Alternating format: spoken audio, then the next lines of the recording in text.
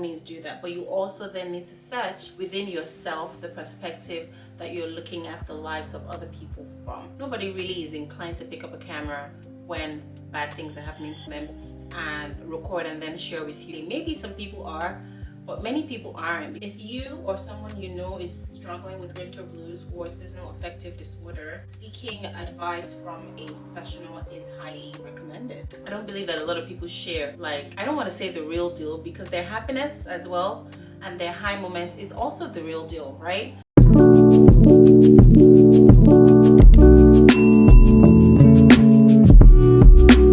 Hi guys, welcome back to the channel. If this is your first time stopping by, a big round of applause for you. Welcome. This is a really fun channel, so consider subscribing and joining the family, and also turning on the notification bell so you can be the first to get notified when I post something new. Today's video is a little bit different. In today's video, we're going to be discussing something that's more lightly known as winter blues and more seriously known as seasonal affective disorder, and some people also like to refer it as seasonal depression.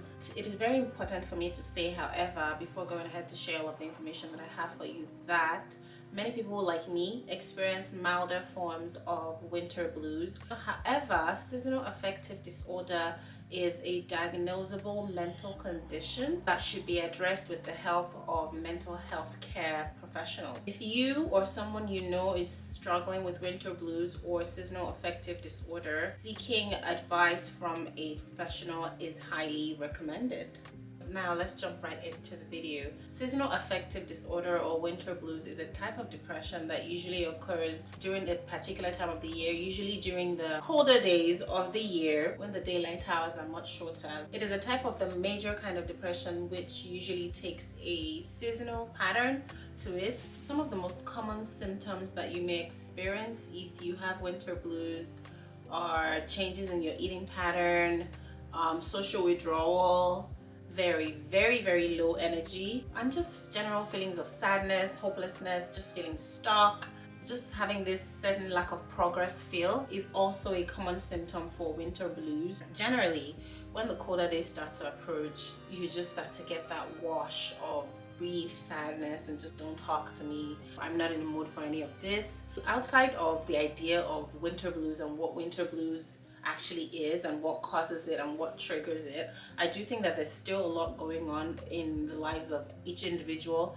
that may also be an additional trigger. Personally, there are certain things that I like to do, that I like to put in place when the colder days are approaching and we're starting to get like shorter days and longer nights. There's certain things that I like to put in place just to help me feel prepared and just to help me like combat the level or the speed to which winter blues hit me, and I'm going to share all of that information with you. Again, before I delve deeper into this video, this is all my personal opinion and my personal experience with feeling a little bit sad during the winter days. And I think that first things first, it is important to figure out what your triggers are. One of the biggest deals with winter blues is light deprivation. There's obviously shorter days and longer nights. Because the days are shorter, it's easier to just lose out on all of that sunshine. And I work fully remote. I'm always in the house, and so which then compounds the possibility of me losing out on sunshine. And so the biggest thing for me in that regard is obviously getting as much sunlight as possible. The curtains in my room are fully blind. They don't let any single streak of light in. So when the days start to get colder, the first thing I like to do in the morning is open my curtains. I'm not a morning person, and so it's a bit more difficult for me. But I find that when I wake up in the morning and I get up and I just open my curtains and let all of that sunlight in, it's like a mood booster for me, because I can't sleep with any kind of light coming in. And so in order for me to get a good night's sleep, I have blind curtains. So in order for me to get a good day, I open my curtains in the morning. I find that it helps me a lot. It's a mood booster for me, and just exposing yourself. So it doesn't necessarily have to be about your curtains or how much light you let into your house. If you're a person who goes out for work, even better, expose yourself to sunshine, baby. Another thing is figure out what triggers you, figuring out the things that trigger you to start to feel sad. We're in the age of social media, and we're consuming a lot of things about the lives of other people.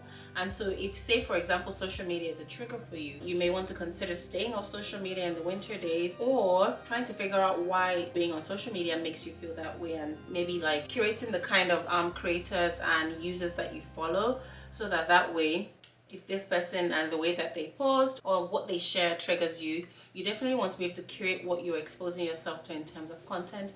And you also want to consider what kind of perspective you're looking at all of these highlight reels from. I say highlight reels because ideally, at the end of the day, people are only showing you the highlight reels of their lives, the things that they want you to see. Nobody really is inclined to pick up a camera when bad things are happening to them and record and then share with you, because not everybody is able to be vulnerable with strangers, just able to be vulnerable on the internet.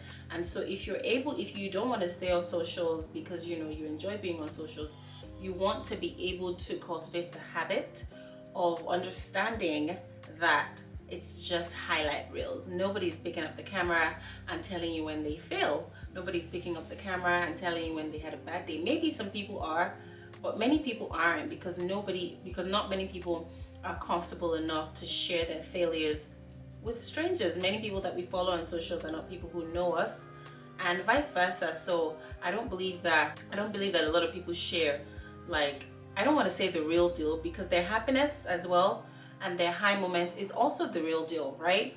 So I'm not going to call it the real deal, but nobody really shares the low moments.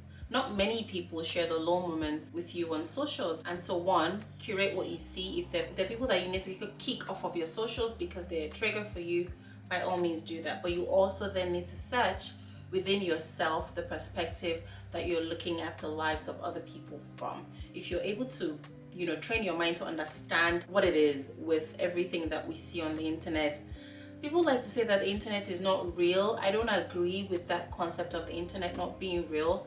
What I do believe, however, is the fact that it's all highlight reels. Most of it is the high moments. Nobody's coming to social media with the low moments, and that is a really, really important information to know if you're going to use all of these platforms and be happy and maintain a certain level of mental stability. Also, you want to kind of rationalize how much time you spend on social media, because whether you look at it from a positive mindset or from a negative mindset, everything should be in moderation. And so you want to rationalize how much time you're spending consuming all of this many different stuff.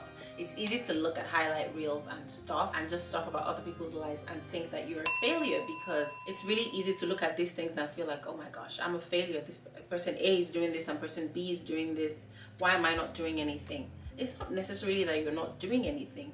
It may just be because you're not a person who is quick to pick up a camera, or who is just social media savvy. So things are in fact happening for you, you're just not recording it and making posts about it. And so if you're able to look at things on social media from this perspective, it does make things easier. That, of course, is for if social media is a trigger for you. Now, another important step to take is to create a routine for yourself that allows you to maybe get out of the house every day, or if you can't get out of the house every day because you live in a place that's too cold or you have no business outside, create a routine that allows for at least one thing that you really, really enjoy doing. So if you enjoy watching movies, create a routine that allows you to watch, even if it's a little bit of a good movie every day. If you enjoy talking to friends and you have really great friends, create a routine that allows for you to, catch up with someone that you really enjoy talking to every day. If you enjoy working out, get a gym membership.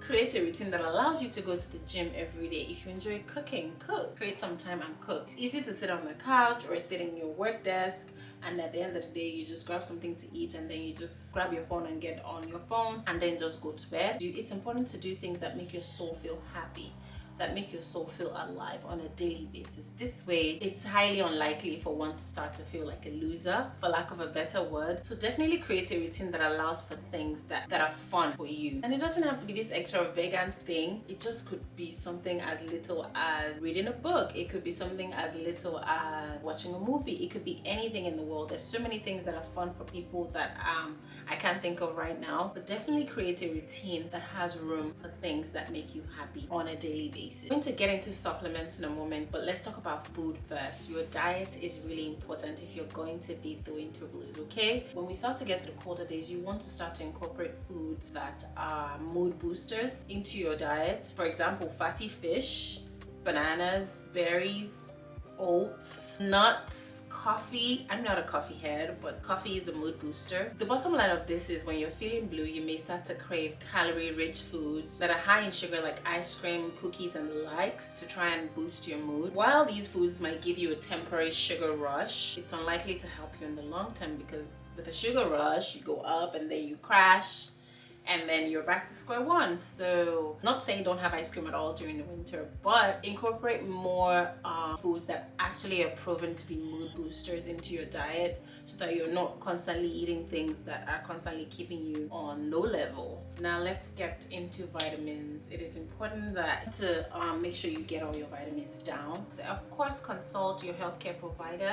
In some cases, especially when there's a deficiency, vitamin D supplements are prescribed, but I take vitamin D supplements and I think that is something that you should consider, especially during the winter days. Of course, talk to your healthcare provider about it and make sure that it's not going to be detrimental to your health and your personal conditions. Vitamin D supplements are known and proven to help boost your mood, especially during the days that you're not getting as much sunlight. So get a thing of vitamin D. Get whatever brand you're comfortable with of vitamin D supplements and make sure that you incorporate that into your daily life. It really does help. I know it's easier said than done, but also stay positive, stay happy, look at things from a positive mindset. If something is happening that you're not exactly happy with, take the good out of it and leave the bad alone. A positive mindset is really important, even more important during the winter days. Don't bite more than you can chew. Set realistic goals for yourself. I know that we're all like this big ball of goals and dreams and there are things that we want to do. Make sure that you're setting realistic goals for yourself and you're not packing on too much, because when you pack on too much and you somehow don't achieve your goals or you don't get to take a lot of things off your to-do list, that can make you sad. That can make you feel like everyone's getting stuff done and you're not getting stuff done. Understand what your bandwidth is and stay within the perimeters of what your bandwidth is, and simply just try not to bite more than you can chew. Another important factor is to seek professional help. If you feel like you're in a situation that's getting out of hand and you can't handle it by yourself and you can afford therapy, let us normalize seeking professional help. Go to therapy if you feel like you can't handle your blues on your own and you just need to talk to someone, and maybe you don't have friends or family that you're comfortable speaking with. Maybe if you have friends or family that you're comfortable speaking with, if you can afford seeking professional help, please seek professional help. There is nothing not normal, especially as Africans.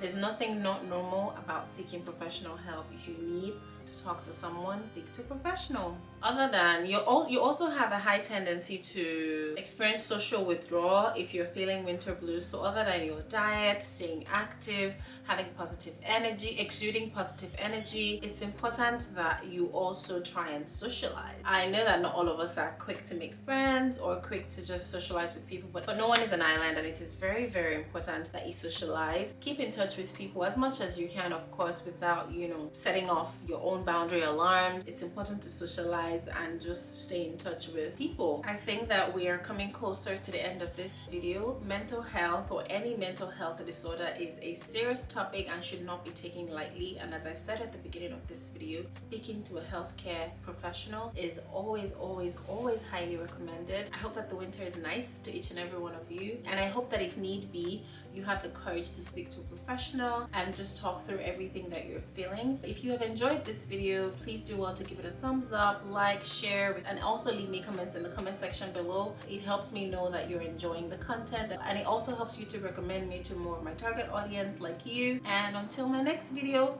toodles!